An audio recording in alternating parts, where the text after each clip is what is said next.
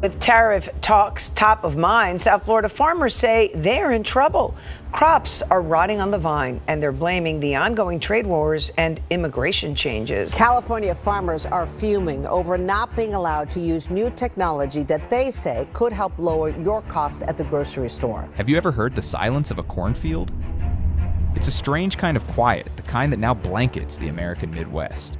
The towering grain silos that once stood proud like monuments of abundance are now packed to the brim with unsold stock.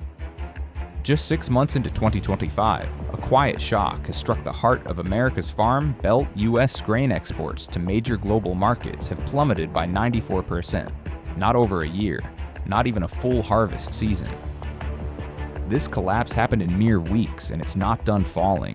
Prices are dropping, warehouses are full, orders are getting canceled, and the farmers, they keep planting, clinging to the hope that maybe, just maybe the next season will be different.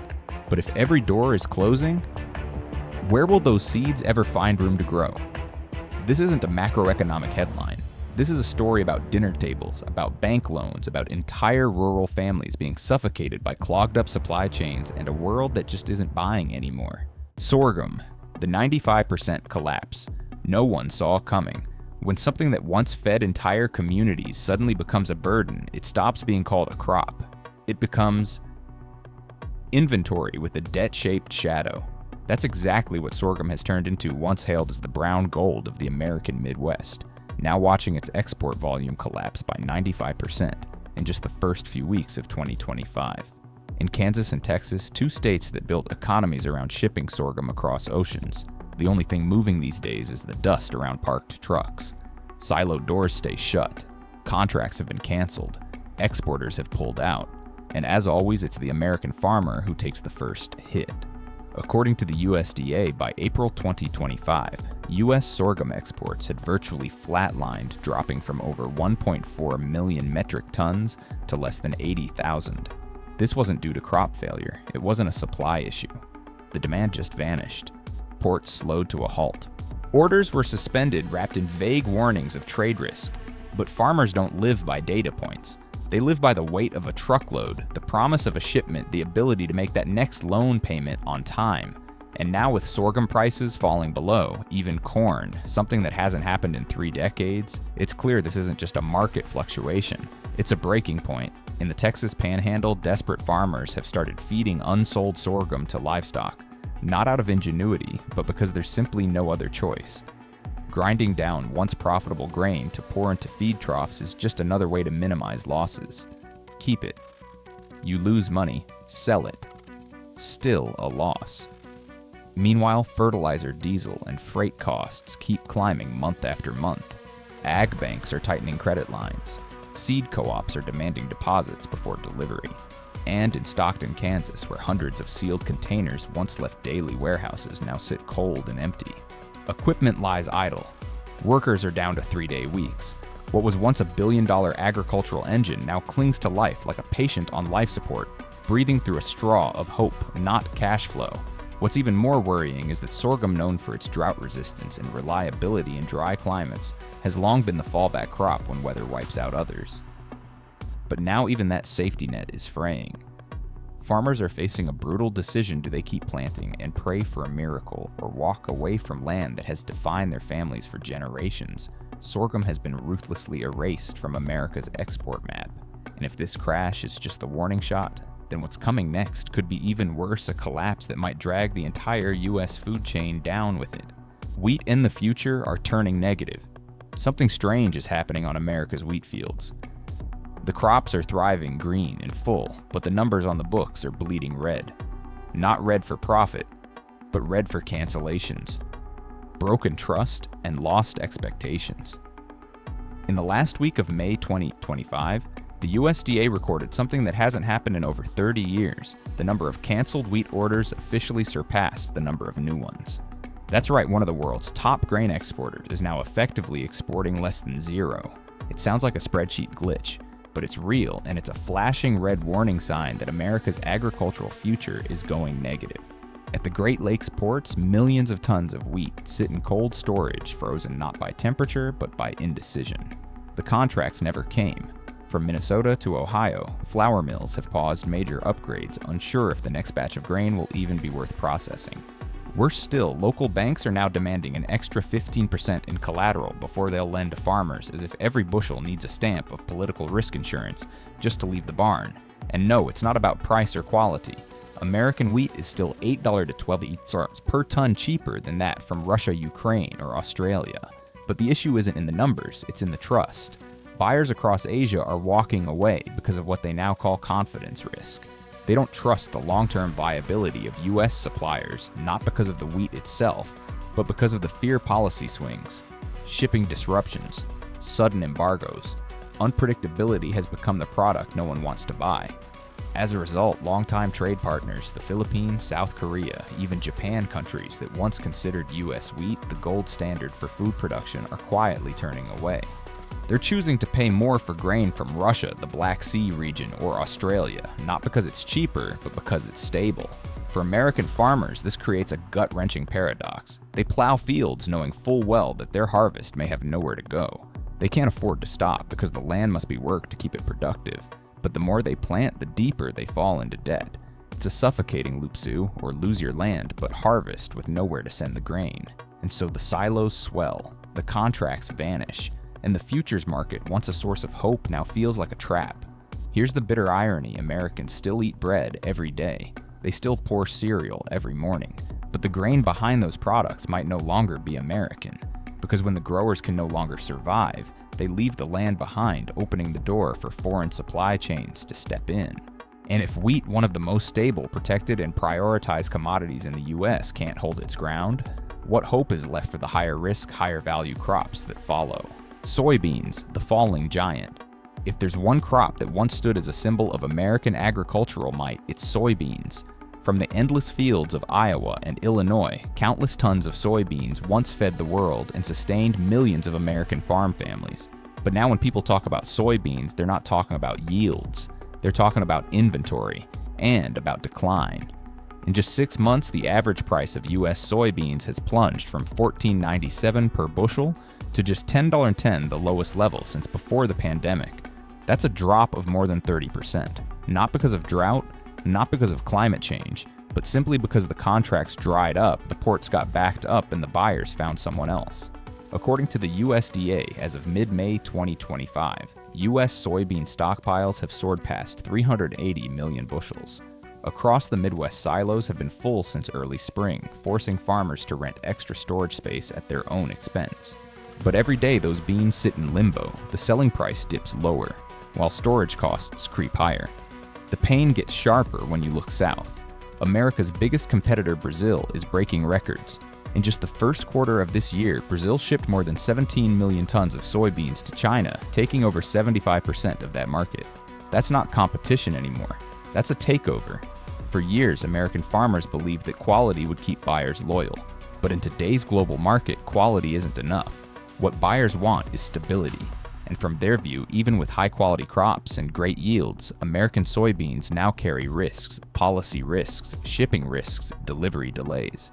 And in the supply chain game, 1 week late can mean losing the whole contract. In Illinois, Gary, a 53-year-old farmer, puts it plainly: "I'm losing money before the seed even breaks the soil," with soy selling at just over $10 and input costs pushing $9. $70 per bushel. Everything from fuel to fertilizer to crop insurance turns the entire equation upside down. "We're not planning to profit anymore," he says. "We're planting so we don't get kicked off our land. This crisis is spreading like a quiet epidemic. Fields are going fallow. Some switch to corn or wheat. Others simply go into hibernation, waiting for a better season that may never come. And all the while, export demand is vanishing one buyer at a time." Soybeans aren't just a crop, they were the anchor holding America's agricultural system steady. But that anchor is slipping, and as the strongest link in the chain breaks loose, everything tied to it, from trucking to processing to exports, begins to unravel piece by piece. Livestock, American meat, is freezing over. Under the early summer sun of the Midwest, cattle still line up to be weighed just like every other year. But this time they're not headed for the trucks. They're being held back, because out there at ports across the country, container loads of frozen American meat are stuck in limbo, indefinitely suspended. Meat, once a proud symbol of American abundance, is now freezing both literally and figuratively. According to the U.S. Department of Agriculture, over 1,000 meat processing plants in states like Iowa, Nebraska, and Kansas have temporarily lost their export licenses. Why? Because several major importing nations abruptly changed their inspection protocols, and now entire shipments of pork, beef, and chicken worth billions of dollars are sitting in cold storage, or worse, being destroyed after exceeding their shelf life. Storage costs have skyrocketed. What used to be $300 per container is now pushing $100, $200, not including repackaging, microbial testing, or the cost of shipping product back into the domestic market. Those numbers aren't just on paper, they're on the bills. Farmers are paying, even though their products never left the state. Worse yet, the ripple effect is brutal. Hog prices have dropped to an 8-month low under 90 cents per pound. Boxed beef prices are also plummeting as excess supply floods the domestic market. Slaughterhouses are scaling back operations, switching to rotating shifts. And ranchers. They can't afford to keep livestock indefinitely. Every extra day of feeding is a knife to the gut of budgets that are already running on fumes. Then come the indirect blows. Banks tighten credit. Processing companies pause new investments. Feed dealers report order volumes down 30% in Q2 of 2025. A once reliable ecosystem from pasture to packaging line is fracturing at both ends. And still, the uncertainty grows. Foreign buyers are quietly backing away. They're opting for new partners ones with predictable inspections, no unsealing delays, and no surprise lab tests. It only takes one line in an email, temporarily suspending purchases to freeze hundreds of U.S. meat shipments into silent, unwanted inventory. Out on the farms, the fear isn't just about prices anymore. It's about being left hanging. They don't know when or if their product will move again. They don't know whether to restock or walk away.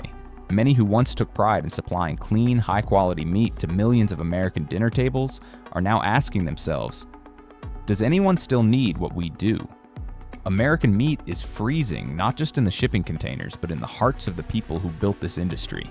And as the temperature of trust continues to drop, a system that once ran with steady precision is now slipping into dangerous paralysis. But the worst is yet to come, because ahead lies a single choke point, the bottleneck through which every crop, every farm product must pass before it can ever reach your plate. Supply chain and ports. From the heartland to the ocean. Everything's jammed. There's no silence, quite like a port gone still. No foghorns, no rumble of diesel engines. Just rows of containers stacked like forgotten relics, dusted with salt and uncertainty. That's the scene now at many of America's largest ports in Q2 of 2025, where the once fluid supply chain that powered the agricultural heart of the nation is now buckling, gridlocked from sea to silo. Portland has lost over 50% of its export volume. Tacoma is down nearly 30%. And Los Angeles, the West Coast's largest agricultural gateway, has seen its daily vessel traffic plunge from 12 ships to just 5. There's no need to dramatize these numbers. The reality is bleak enough: hundreds of containers packed with soybeans, beef, wheat just sitting idle in the yard. No buyers, no bookings, no exit plan. And this isn't due to a hurricane or an earthquake. This is a man-made disaster born from a tangled web of broken systems. Skyrocketing freight costs, convoluted cargo inspections, a shortage of empty containers for reloading, and above all, a deepening fear among global shippers of one simple thing: instability. In response, international carriers are cutting routes. They're slashing schedules. Some are walking away entirely from the very trade lanes that once fueled American agriculture's global reach. And inland, the picture is just as grim. Logistics hubs in Nebraska, Iowa, and Missouri report the highest inventory levels in 5 years. Refrigerated trucks are parked waiting for assignments that never come. Co-ops are renting temporary storage, paying 50% more than they did at the start of the year, just to keep seeds from molding, meat from spoiling, and contracts from collapsing. Farmers don't see ports. They see missed container pickups. They see contracts pushed to next quarter or worse, canceled entirely with a vague note logistics issues. And when shipments fall through, it's not just the crops that get sent back. It's an entire season's capital locked up: seed loans, labor costs, equipment, rentals frozen in place with nowhere to go. One export firm in Texas says it has over 4,000 tons of corn sitting boxed and ready, but no shipping line will take it. In North Dakota, a corn farmer had to sell his harvest early to a nearby rancher just to cover local transport fees. "We're failing at exporting right here on our own turf," he said. "The jam isn't limited to port terminals anymore. It's become a disease spreading across the entire U.S. agriculture chain, from farm fields and grain elevators to factories and freight yards. An industry once renowned for its speed and precision is now slowing itself down, tripping over the very systems that once made it great." And while officials scramble to untangle the red tape, a quieter, deadlier pressure is building. A kind of slow suffocation that's tightening its grip on family farms. One missed shipment. One empty container. One silent port at a time. Skyrocketing input costs. The silent squeeze. If the collapse in exports is the crisis farmers can see on their contracts, then the explosion in input costs is the silent killer tightening around their necks, dollar by dollar, cent by cent.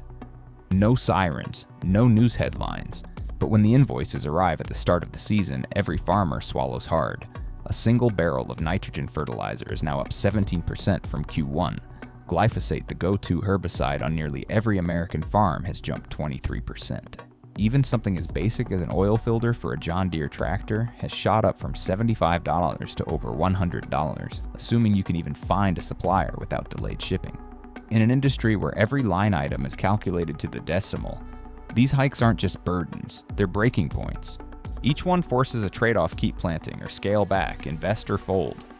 According to a June 2025 report from the American Agricultural Bankers, Alliance average input costs per acre of corn in the Midwest have surpassed $860, the highest level since 2012. But unlike 2012 this time, there's no strong export market to absorb the losses, which means farmers are going into the red before their seeds even touch the soil. In Ohio, one co-op reports that 42% of its members have delayed or canceled seed orders because they can't afford the deposits. In Iowa, fertilizer dealers are now demanding 50% upfront payment before delivery, something that hasn't happened in over a decade. And in Montana, a farmer who once owned 2,000 acres just sold off 600 to pay last year's fertilizer bill. It's not just chemicals and fuel. Crop insurance premiums are rising too. Commercial loan interest rates are back to 8%, making the cost of borrowing nearly double what it was just 3 years ago. And while everything else is going up, commodity prices are going down. That's the double punch: lower income, higher costs. Americans like to say the land never lies, but in 2025, even the land seems confused, unsure what it's being planted for. To sell. There may be no buyers. To hold on to the cost of just maintaining it now exceeds the cost of living in town. Among the overgrown weeds creeping into unharvested rows of corn farmers stand staring into their fields and seeing no future. Summer is coming, but in their hearts it already feels like winter, not because of the weather, but because a cold wave of costs is stripping away every last cent of their savings. And when the ones who till the earth start walking away, not because of drought or hail, but because they simply can't afford one more season, that's when the murmurs begin. No more faith, no more waiting, and no more quiet resignation. Farmer sentiment: silent revolt, quiet defiance. American farmers don't march and protest. They don't block highways, wave signs, or burn flags. Their rebellion is quiet, as heavy and persistent as the sputtering engine of an old tractor trying to start at dawn. But don't mistake that silence for surrender. It's resistance measured, resolved, and firm. In rural towns across Nebraska, South Dakota, and Missouri, political yard, signs that once dotted the front lawns are quietly coming down. Flags once flown proudly atop grain silos have been lowered. Dinner table talk no longer circles around faith and waiting for change. Instead, there's a cold detachment, not from the land, but from the promises that came and went. According to a May 2025 survey by the National Young Farmers Coalition, 61% of farmers under 45 say they no longer believe current agricultural policy reflects reality, but they don't chant slogans. They do something far more powerful. They stop reinvesting, they halt expansion, they redirect capital into real estate logistics, or simply steer their kids away from the fields and into other professions. In what used to be conservative political strongholds, a strange shift is underway. Farmer groups are beginning to refuse certain government subsidies, claiming they're nothing more than trap programs, a patch for one season that locks them into red tape for 3 years. Many now choose a different route: sell off land, pay down debt, hold what's left, and wait. This waiting has become the quiet crack spreading across the heartland, waiting for the crisis to pass the markets to rebound the system to course correct. But beneath that weight lies something deeper and more dangerous. Hope is fading. The same men and women who once said we'll bounce back are now just trying to not fall apart. Their protest isn't shouted, it's lived. They don't take out new loans. They don't restock their herds. Distributors quietly cut their orders. The signals are subtle scattered, but for anyone paying attention, a retreat is clearly underway. Not because they're weak, but because they no longer see a reason to believe. And as trust erodes and conviction wanes, the question isn't just who failed them. The real question becomes, is there still time and will to keep the growers from walking away? When faith has already left the field. Relief policy. Is it strong enough? When a house catches fire, the first instinct is to call the fire department. But what happens if they arrive late or worse, bring only a handheld extinguisher to fight a raging blaze? That's exactly how millions of American farmers feel right now as they look at the federal relief packages announced in the first half of 2025. On paper, a $42 billion aid proposal sounds massive. But when that sum is divided among hundreds of thousands of farms struggling under collapsed exports, falling commodity prices, and skyrocketing input costs, it barely covers half of this season's expenses. And that's before the strings attached to minimum acreage requirements, clean credit reports, no outstanding debts. For many, this isn't relief, it's a trade-off. Take the money, but tie yourself to a list of commitments that in today's reality, no one can guarantee they'll fulfill. Some have called it a paper solution enough to announce not enough to rescue. According to a June report from the Midwest Agriculture Association, only 38% of surveyed farmers say current relief policies are actually helping. The rest either don't qualify or feel the support bides time, not a way out. What's painful is this. This isn't the first time American farmers have received aid, but it's the first time they've accepted it with so much helplessness. In the past, when disaster struck, droughts, floods, disease, there was still hope that next season would be better. But in 2025, the crisis isn't coming from the sky or the soil, it's built into the system itself. A system that keeps farmers from planning ahead, from locking in contracts, or even buying seed for next year. Industry organizations have proposed stronger solutions: unconditional cash transfers, lower interest rates, input insurance, rebuilding strategic storage infrastructure. But most of those ideas are still stuck in meetings. Meanwhile, the debt clock ticks on, and the weather clock doesn't wait. Some states like Texas and North Dakota have launched local relief programs, but state budgets are limited. Nonprofits are doing what little they can, supplying seeds, livestock feed, or soft loans to farms with children or seniors. But the real issue isn't how much money, it's will the money arrive in time? Will it reach the right hands? Will it spark production or just stall collapse? Or is it just like watering a plant whose roots have already withered pretty on paper, but far too late to save? Because once trust has left the fields, no line on a spreadsheet can bring it back. And now in 2025, America faces a decision not about if we save agriculture, but how quickly we act before it's gone, quietly and breathlessly. American agriculture, once the backbone of a self-reliant, prosperous nation, is being eroded not by drought or pests, but by the silent machinery of broken systems, stalled exports, and slow political reflexes. With U.S. agricultural exports down 94%, the question is no longer what's happening, but rather, are we losing the ability to feed ourselves right here on our own soil? Did you ever imagine a day when America might import the very food it once exported around the globe? Can you feel the unease spreading across our farmlands, barns, and among the weary eyes of farmers who no longer dare to plant the next season? If you believe this issue matters, share this video. Let more Americans see what's unfolding behind the scenes. And don't forget to like, subscribe, and hit the bell so you won't miss the deeper investigations coming soon, the ones mainstream media rarely cover. This video does not promote division or advocate for secession. All content is presented with the intent to explore, analyze, and spark informed discussion around the real events, emotions, and social dynamics unfolding today. We respect the U.S. Constitution and all federal laws. The perspectives shared here are grounded in current data and independent analysis. They do not claim to predict the future with certainty, but instead aim to help communities reflect and respond while there's still time.